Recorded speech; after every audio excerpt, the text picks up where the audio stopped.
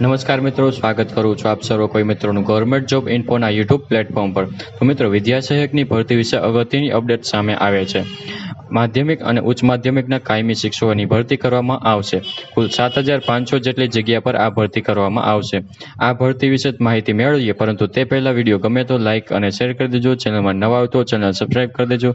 તો ચાલો મિત્રો, વિડીયોની શરૂઆત કરીએ। તો મિત્રો, હાલમાં અત્યારે ઉમેદવારો કાયમી શિક્ષકોની ભરતી કરવા અંગે આંદોલન કરી રહ્યા છે।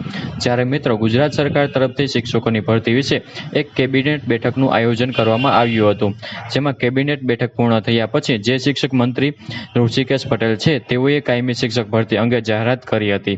આગામી સમયમાં માધ્યમિક અને ઉચ્ચ માધ્યમિક માટે 7500 જેટલી જગ્યા પર કાયમી શિક્ષકોની ભરતી કરવામાં આવશે।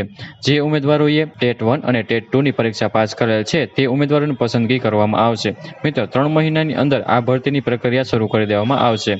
હાલ મિત્રો, અત્યારે ભરતીના નિયમો તૈયાર થઈ રહ્યા છે। જ્યારે નિયમો ફાઇનલ થઈ જશે એટલે ભરતીની જાહેરાત કરવામાં આવશે અને ઉમેદવારો પાસેથી ઓનલાઈન અરજી ફોર્મ મંગાવવામાં આવશે।